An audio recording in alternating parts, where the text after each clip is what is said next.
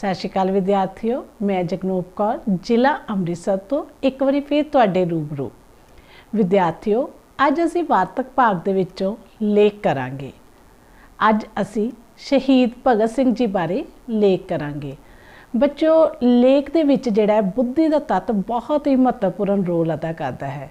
जिन्नी किसी की बुद्धि तेज होएगी जां जिन्ना कोई बुद्धिमान होएगा उन्ना ही उसका वधेरे लेख जिहड़ा वधिया होएगा।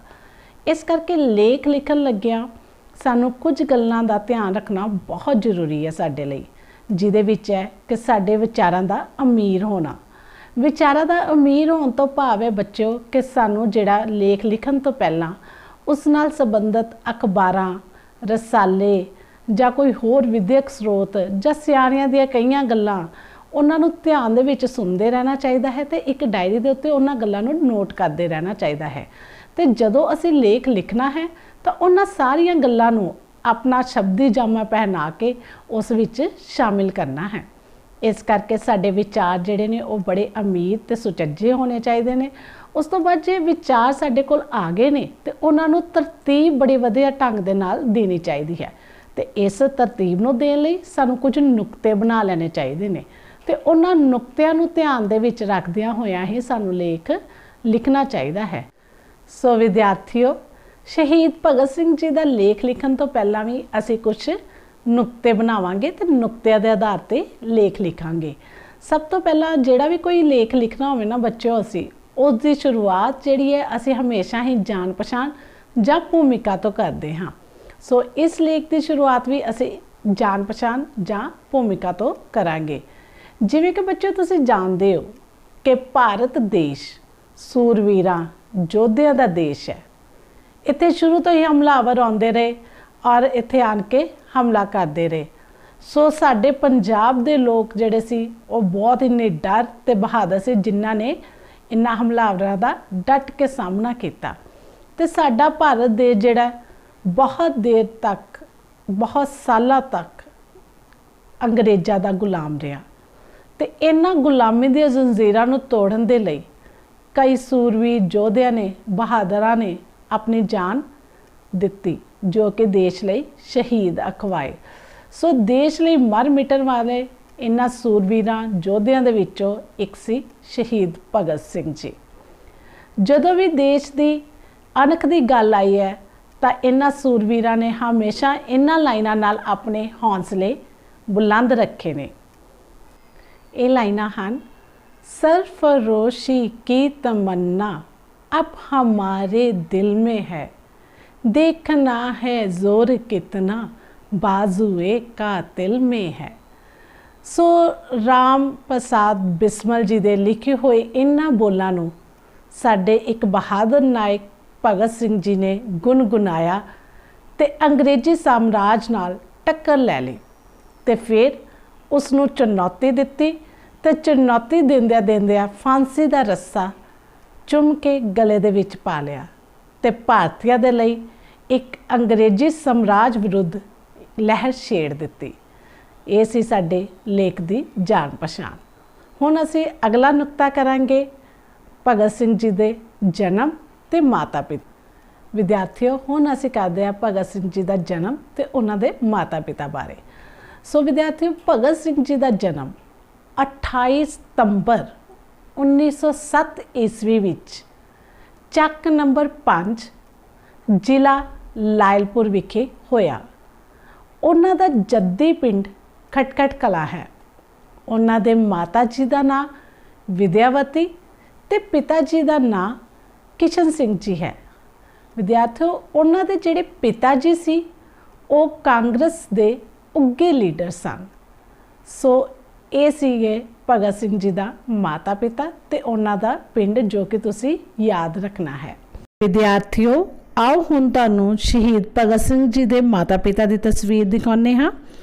खब्बे पासे शहीद भगत सिंह जी के माता जी हैं, जिन्हां दा नाम विद्यावती सी, ते सज्जे पासे शहीद भगत सिंह जी के पिता जी की तस्वीर है, जिन्हां दा नाम सरदार किशन सिंह जी सी।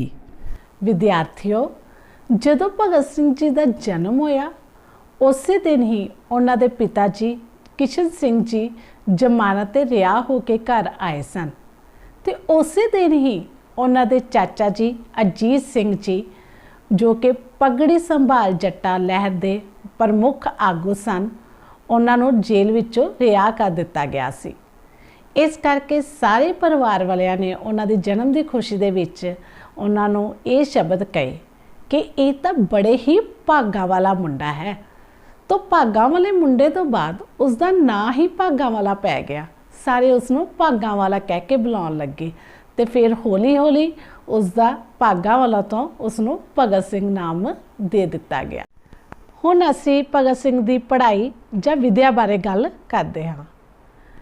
ਭਗਤ ਸਿੰਘ ਜੀ ਨੂੰ ਬਚਪਨ ਵਿੱਚ ਹੀ ਪੜ੍ਹਨ ਦਾ ਬਹੁਤ ਸ਼ੌਂਕ ਸੀ। ਉਹ ਆਪਣੀਆਂ ਸਕੂਲ ਦੀਆਂ ਕਿਤਾਬਾਂ ਤੋਂ ਇਲਾਵਾ ਹੋਰ ਵੀ ਬਹੁਤ ਸਾਰੀਆਂ ਕਿਤਾਬਾਂ ਪੜ੍ਹਿਆ ਕਰਦੇ ਸਨ। ਸਭ ਤੋਂ ਮੁੱਢਲੀ ਸਿੱਖਿਆ ਉਹਨਾਂ ਨੇ ਆਪਣੇ ਪਿੰਡ ਦੇ ਪ੍ਰਾਇਮਰੀ ਸਕੂਲ ਵਿੱਚੋਂ ਹੀ ਲਈ।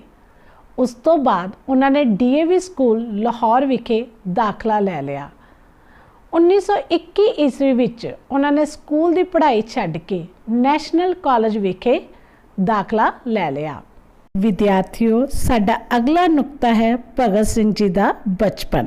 ਆਓ ਵੇਖਦੇ ਹਾਂ ਕਿ ਉਹਨਾਂ ਦਾ ਬਚਪਨ ਕਿਸ ਤਰ੍ਹਾਂ ਦਾ ਸੀ। ਬਚਪਨ ਤੋਂ ਹੀ ਭਗਤ ਸਿੰਘ ਜੀ ਅੰਗਰੇਜ਼ੀ ਸਰਕਾਰ ਨੂੰ ਨਫ਼ਰਤ ਕਰਦੇ ਸਨ।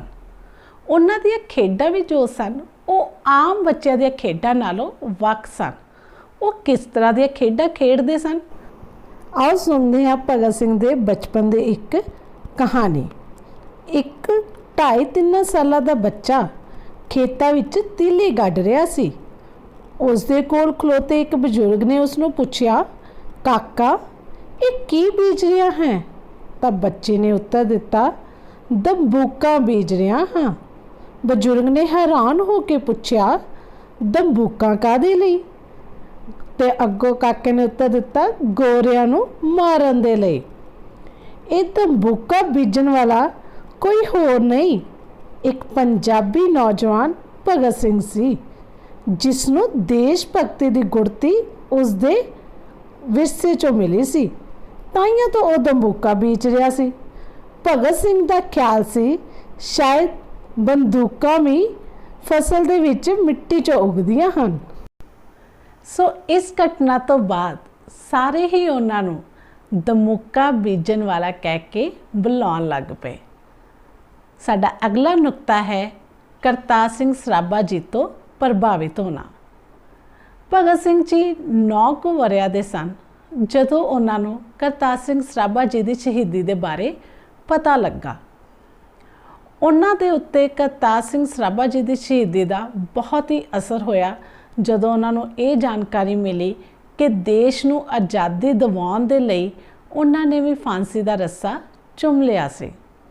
ਸੋ ਇਸ ਗੱਲ ਨੇ ਭਗਤ ਸਿੰਘ ਜੀ ਦੇ ਮਨ 'ਤੇ ਬਹੁਤ ਡੂੰਘਾ ਅਸਰ ਕੀਤਾ।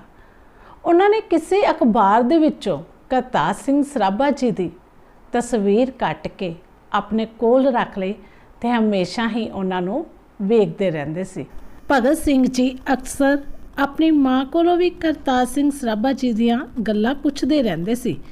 ਇੱਕ ਦਿਨ ਉਹਨਾਂ ਨੇ ਆਪਣੀ ਮਾਂ ਨੂੰ ਕਿਹਾ, ਮਾਂ ਇੰਜ ਲੱਗਦਾ ਹੈ ਕਿ ਜਿਵੇਂ ਕਰਤਾਰ ਸਿੰਘ ਸਰਾਭਾ ਮੇਰਾ ਵੱਡਾ ਭਰਾ ਹੀ ਹੋਵੇ। ਭਗਤ ਸਿੰਘ ਦੀ ਇਹ ਗੱਲ ਸੁਣ ਕੇ ਉਸ ਦੀ ਮਾਂ ਨੂੰ ਯਕੀਨ ਹੋ ਗਿਆ ਕਿ ਉਹ ਵੀ ਕਰਤਾਰ ਸਿੰਘ ਸਰਾਭਾ ਜੀ ਦੀਆਂ ਨਕਸ਼ੇ ਕਦਮ 'ਤੇ ਹੀ ਚੱਲੇਗਾ।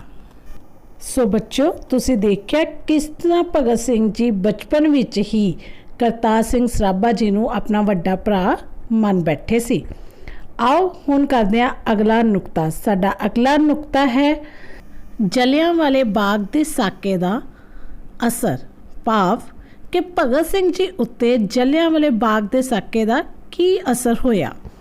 ਜਲਿਆਂਵਾਲੇ ਬਾਗ ਦੇ ਸਾਕੇ ਦਾ ਅਸਰ। ਭਗਤ ਸਿੰਘ ਜੀ ਮਸਾਂ 12 ਕੁ ਵਰ੍ਹਿਆਂ ਦੇ ਸਨ ਜਦੋਂ ਜਲਿਆਂਵਾਲੇ ਬਾਗ ਦਾ ਸਾਕਾ ਹੋਇਆ।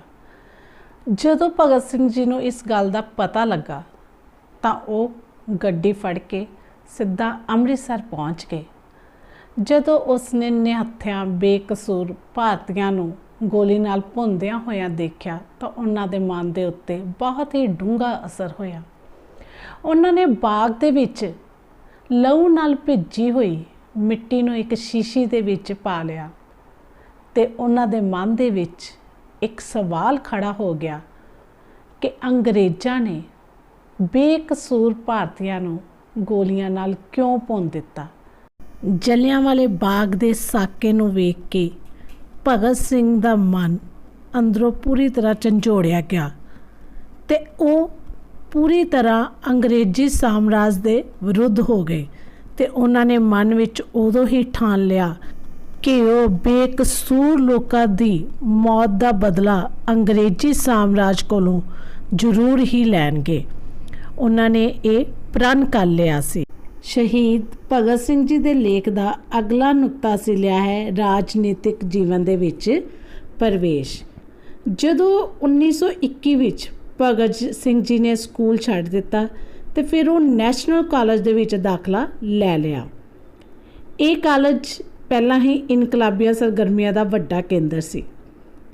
ਇੱਥੇ ਹੀ ਭਗਤ ਸਿੰਘ ਜੀ ਦੀ ਮੁਲਾਕਾਤ ਭਗਵਤੀ ਚਰਨ, ਧਨਵੰਤਰੀ, ਸੁਖਦੇਵ, ਰਾਮਕ੍ਰਿਸ਼ਨ ਵਰਗੇ ਇਨਕਲਾਬੀਆਂ ਨਾਲ ਹੋਈ ਤੇ ਇਹਨਾਂ ਸਾਰਿਆਂ ਨੇ ਰਲ ਕੇ ਇੱਥੇ ਨੌਜਵਾਨ ਭਾਰਤ ਸਭਾ ਦੀ ਸਥਾਪਨਾ ਕੀਤੀ। ਹੁਣ ਭਗਤ ਸਿੰਘ ਜੀ ਨੇ ਪੜ੍ਹਾਈ ਛੱਡ ਦਿੱਤੀ ਤੇ ਕਾਨਪੁਰ ਚਲਿਆ ਗਿਆ।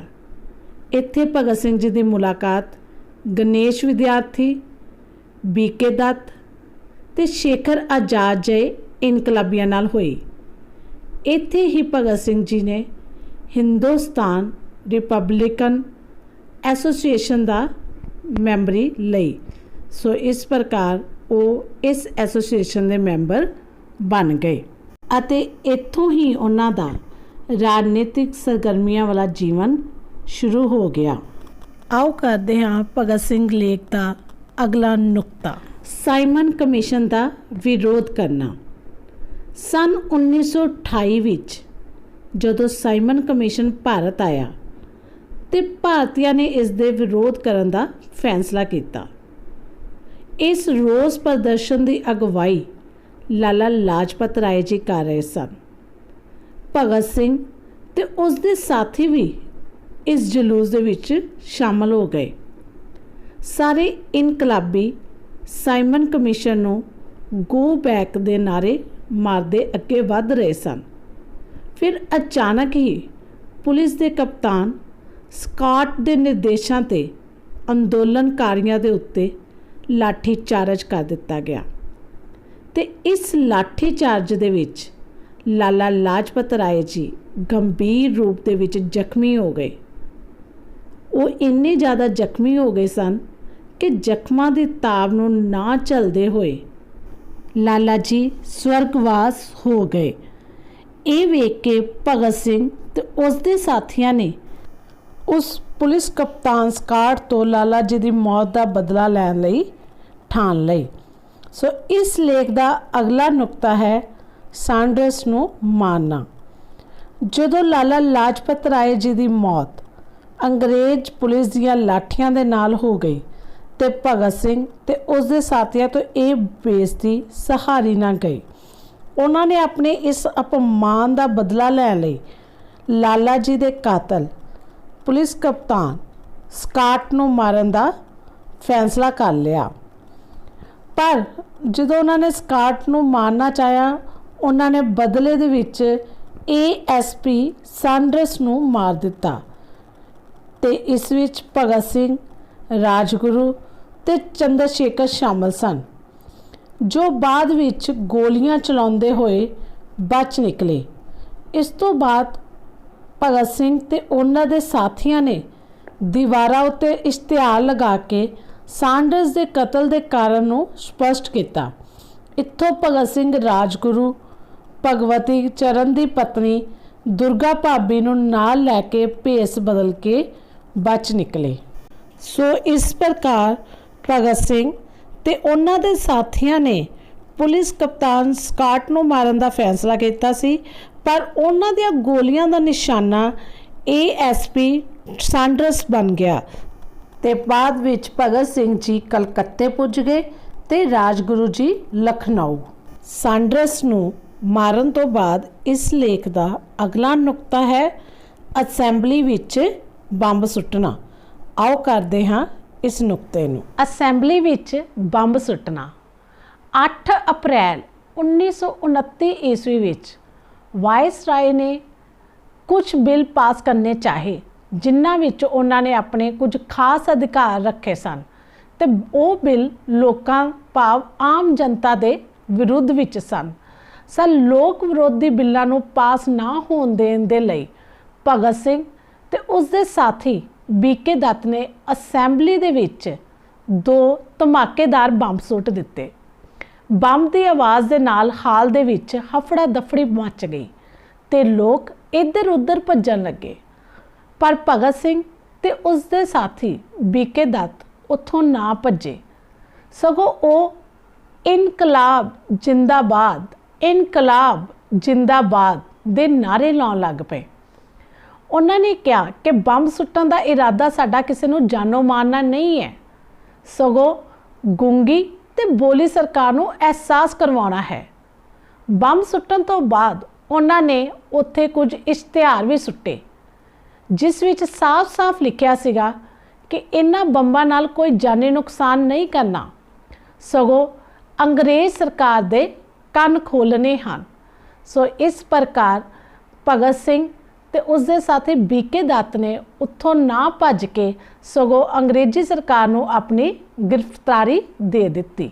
ਇਸ ਲੇਖ ਦਾ ਆਖਰੀ ਨੁਕਤਾ ਹੈ ਮੁਕੱਦਮਾ ਤੇ ਫਾਂਸੀ।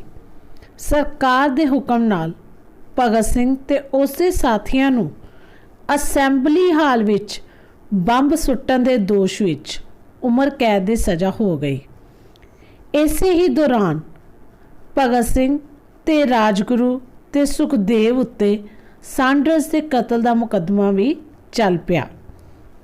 ਜੇਲ੍ਹ ਦੇ ਦਰੋਗਿਆਂ ਨੇ ਇਹਨਾਂ ਨਾਲ ਜੇਲ੍ਹ ਵਿੱਚ ਬਹੁਤ ਬੁਰਾ ਸਲੂਕ ਕਰਨਾ ਸ਼ੁਰੂ ਕਰ ਦਿੱਤਾ, ਜਿਸ ਦੇ ਨਤੀਜੇ ਵਜੋਂ ਭਗਤ ਸਿੰਘ ਤੇ ਉਸਦੇ ਸਾਥੀਆਂ ਨੇ ਭੁੱਖ ਹੜਤਾਲ ਕਰ ਦਿੱਤੀ। ਇਸੇ ਸਮੇਂ ਭਗਤ ਸਿੰਘ ਤੇ ਕਤਲ ਦਾ ਮੁਕੱਦਮਾ ਚੱਲਦਾ ਸੀ। ਭਗਤ ਸਿੰਘ ਨੇ ਸਪੈਸ਼ਲ ਅਦਾਲਤ ਵਿੱਚ ਬੜੀ ਬਹਾਦਰੀ ਤੇ ਨਿਡਰਤਾ ਨਾਲ ਅੰਗਰੇਜ਼ਾਂ ਦੀਆਂ ਕਾਲੀਆਂ ਕਰਤੂਤਾਂ ਤੋਂ ਪਰਦਾ ਲਾ ਦਿੱਤਾ, ਜਿਸ ਕਰਕੇ ਅਦਾਲਤ ਨੇ 7 ਅਕਤੂਬਰ 1930 ਨੂੰ ਭਗਤ ਸਿੰਘ, ਰਾਜਗੁਰੂ ਤੇ ਸੁਖਦੇਵ ਨੂੰ ਫਾਂਸੀ ਦੀ ਸਜ਼ਾ ਸੁਣਾ ਦਿੱਤੀ।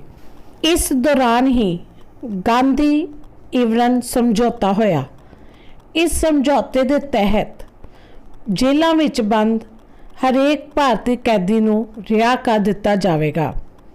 ਹੁਣ ਹਰ ਭਾਰਤੀ ਨੂੰ ਇਹ ਆਸ ਸੀ ਕਿ ਹੋਰ ਕੈਦੀਆਂ ਦੇ ਨਾਲ-ਨਾਲ ਭਗਤ ਸਿੰਘ ਤੇ ਉਹਨਾਂ ਦੇ ਸਾਥੀਆਂ ਨੂੰ ਵੀ ਰਿਹਾ ਕਰ ਦਿੱਤਾ ਜਾਵੇਗਾ ਤੇ ਉਹਨਾਂ ਦੀ ਫਾਂਸੀ ਦੀ ਸਜ਼ਾ ਵੀ ਮਾਫ ਕਰ ਦਿੱਤੀ ਜਾਵੇਗੀ। ਪਰ ਅਜਿਹਾ ਕੁਝ ਨਾ ਹੋਇਆ, ਸਗੋਂ ਭਗਤ ਸਿੰਘ ਤੇ ਉਸਦੇ ਸਾਥੀਆਂ ਨੂੰ ਫਾਂਸੀ ਦੀ ਖਬਰ ਸੁਣਾ ਦਿੱਤੀ ਗਈ। ਭਗਤ ਸਿੰਘ ਜੀ ਦੀ ਫਾਂਸੀ ਦੀ ਖਬਰ ਸੁਣ ਕੇ ਸਾਰੇ ਦੇਸ਼ ਭਰ ਵਿੱਚ ਹਲਚਲ ਮਚ ਗਈ। ਲੋਕ ਆਪਣੇ ਘਰਾਂ ਵਿੱਚੋਂ ਬਾਹਰ ਨਿਕਲ ਆਏ ਤੇ ਜੇਲ੍ਹ ਦੇ ਬੂਹੇ ਅੱਗੇ ਬੈਠ ਕੇ ਨਾਅਰੇ ਲਗਾਉਣ ਲੱਗੇ। ਅੰਗਰੇਜ਼ੀ ਸਰਕਾਰ ਨੇ ਇਹ ਦੇਖ ਕੇ 23 ਮਾਰਚ 1931 ਨੂੰ ਹੀ ਭਗਤ ਸਿੰਘ ਤੇ ਉਸਦੇ ਸਾਥੀਆਂ ਰਾਜਗੁਰੂ ਤੇ ਸੁਖਦੇਵ ਨੂੰ ਫਾਂਸੀ ਦੇ ਦਿੱਤੀ ਤੇ ਲੋਕਾਂ ਦੇ ਇਕੱਠ ਤੋਂ ਡਰਦੇ ਹੋਏ ਉਹਨਾਂ ਨੇ ਜੇਲ੍ਹ ਦੇ ਪਿਛਲੇ ਦਰਵਾਜ਼ੇ ਵਿੱਚੋਂ ਬਾਹਰ ਨਿਕਲ ਕੇ ਇਹਨਾਂ ਤਿੰਨਾਂ ਦੀਆਂ ਲਾਸ਼ਾਂ ਨੂੰ ਫਿਰੋਜ਼ਪੁਰ ਵਿੱਚ ਲਿਜਾ ਕੇ ਉੱਥੇ ਇਕੱਠੇ ਰੂਪ ਦੇ ਵਿੱਚ ਮਿੱਟੀ ਦਾ ਤੇਲ ਪਾ ਕੇ ਅੱਗ ਲਾ ਦਿੱਤੀ ਤੇ ਬਚਦੀਆਂ ਹੋਈਆਂ ਸਰੀਰ ਦੀਆਂ ਲੋਥਾਂ ਨੂੰ ਸਤਲੁਜ ਦੇ ਵਿੱਚ ਸੁੱਟ ਦਿੱਤਾ ਗਿਆ। ਇਸ ਤਰ੍ਹਾਂ 23-24 ਸਾਲਾਂ ਦੀ ਉਮਰ ਵਿੱਚ ਹੀ ਭਗਤ ਸਿੰਘ ਨੇ ਆਪਣੀ ਜਾਨ ਦੇਸ਼ ਦੇ ਲੇਖੇ ਲਾ ਦਿੱਤੀ ਅਤੇ ਭਾਰਤ ਮਾਂ ਦਾ ਲਾਲ ਅਮਰ ਹੋ ਗਿਆ।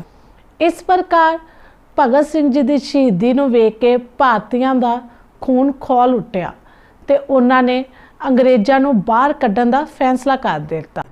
ਸਰਦਾਰ ਭਗਤ ਸਿੰਘ ਜੀ ਦੀ ਕੁਰਬਾਨੀ ਸਾਰੇ ਭਾਰਤ ਵਿੱਚ ਅੰਗਰੇਜ਼ ਵਿਰੋਧੀ ਸੰਘਰਸ਼ ਨੂੰ ਹੋਰ ਤੇਜ਼ ਕਰ ਦਿੱਤਾ। ਇਸ ਦੇ ਨਾਲ ਹੋਰ ਨੌਜਵਾਨਾਂ ਨੂੰ ਵੀ ਕੁਰਬਾਨੀ ਕਰਨ ਦਾ ਉਤਸ਼ਾਹ ਮਿਲਿਆ। ਇਸ ਪ੍ਰਕਾਰ 23 ਮਾਰਚ 1931 ਨੂੰ ਭਗਤ ਸਿੰਘ ਤੇ ਉਹਨਾਂ ਦੇ ਸਾਥੀਆਂ ਨੂੰ ਫਾਂਸੀ ਦੇ ਦਿੱਤੀ ਗਈ ਤੇ ਭਗਤ ਸਿੰਘ ਤੇ ਉਹਨਾਂ ਦੇ ਸਾਥੀਆਂ ਨੇ ਫਾਂਸੀ ਵਾਲਾ ਰੱਸਾ ਚੁੰਮ ਕੇ ਆਪਣੇ ਗਲੇ ਦੇ ਵਿੱਚ ਪਾ ਲਿਆ ਤੇ ਖੁਸ਼ੀ ਨਾਲ ਦੇਸ਼ ਲਈ ਸ਼ਹੀਦ ਹੋ ਗਏ। ਸੋ ਭਗਤ ਸਿੰਘ ਦੀ ਕੁਰਬਾਨੀ ਤੋਂ ਬਾਅਦ ਹੋਰ ਕਈ ਤਰ੍ਹਾਂ ਦੇ ਭਾਰਤ ਵਿੱਚ ਸੰਘਰਸ਼ ਚੱਲੇ।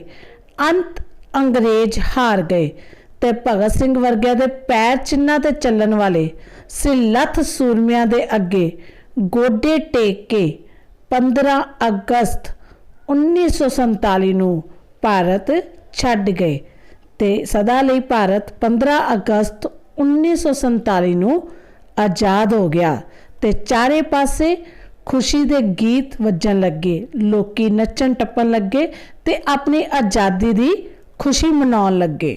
सो विद्यार्थियों, ये सी साडा शहीद भगत सिंह जी लेख। अखीर दे विच असी 5-6 लाइनां सारांश विच लिखांगे।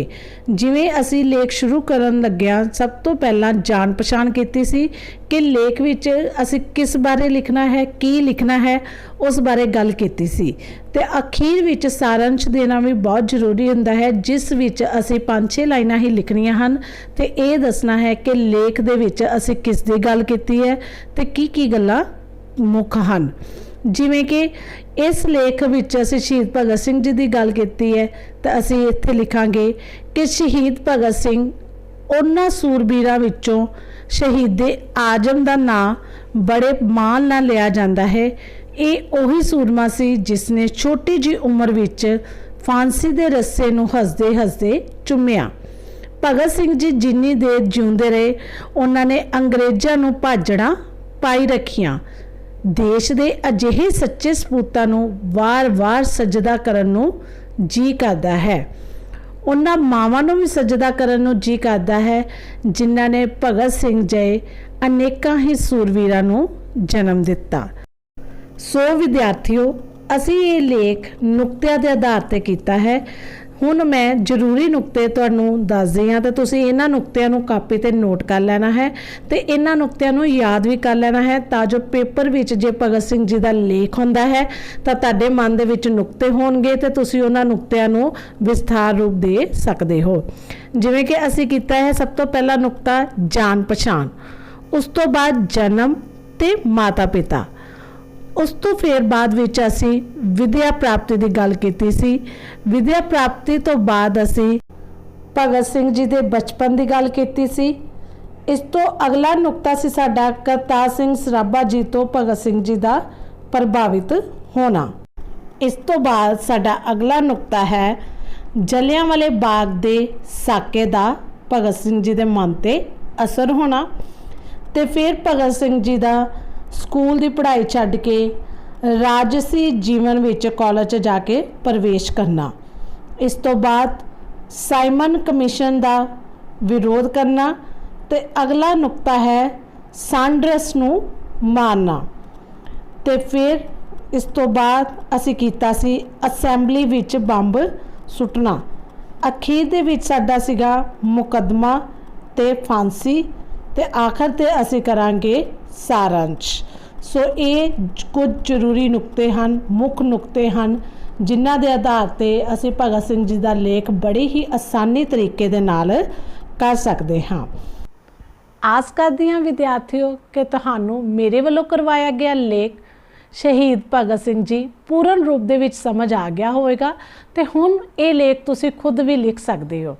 बच्चों, इस गल नूं ध्यान दे विच रखना है कि कोई भी लेख लिखण तो पहला असी उस लेख नाल संबंधित नुकते बना लैने हैं तो फिर एक एक नुकता चुक के उसनों अपने विचारां दी लड़ी दे विच परोना है तो फिर वाकां ते शब्दां दा सही प्रयोग करके उसनों लिखत रूप देना है।